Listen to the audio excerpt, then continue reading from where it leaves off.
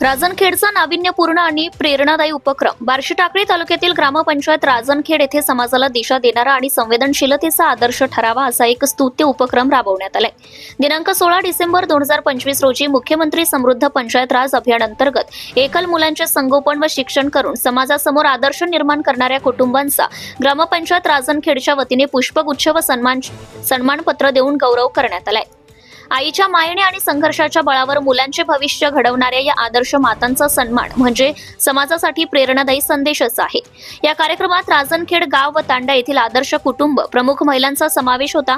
यामध्ये संगीता रतिपाल चव्हाण, मालाताई विजय राठोड, करिश्मा अंकुश राठोड, प्रतिभा चुनीलाल चव्हाण, शारदा प्रताप गरकड, छाया विष्णू जाधव, बेबीताई भीमराव नागरे, उषाबाई महादेव आंधळे, मायाताई सुभाष राठोड या सर्व मातांनी एकल पालकत्व स्वीकारत आपल्या मुलांना शिक्षणाच्या प्रवाहात आणून समाजासमोर आदर्श निर्माण केलाय।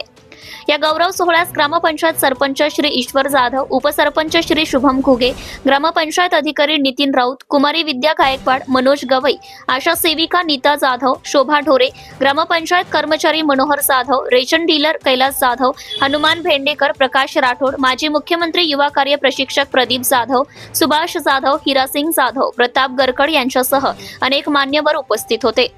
कार्यक्रमाचे प्रभावी सूत्रसंचालन व आभार प्रदर्शन ग्रामपंचायत अधिकारी मनोज गवई यांनी केले। राजनखेड ग्रामपंचायतीचा हा उपक्रम केवळ सत्कार नाही तर समाजातील प्रत्येक पालकासाठी प्रेरणादायी संदेश देणारा आहे।